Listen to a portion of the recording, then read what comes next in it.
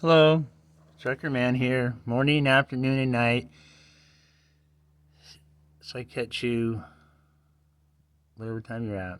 Hey, we're working on a 77 Ford F250 with the 351M in it.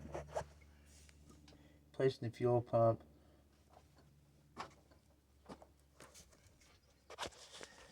It's easier if you take the power steering pump off. It's easy to take off. Get it out of your way.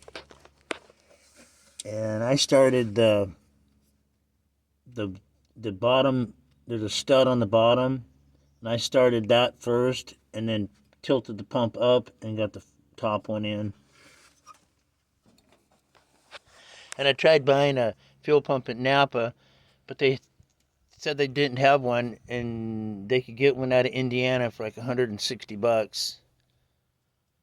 I went right down the street to O'Reilly's, and they had one on the shelf for 21 something dollars.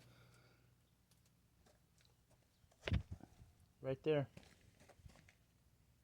Anyways, so O'Reilly's Auto Parts gets the attaboy today. Anyways, comment, like, and subscribe, share,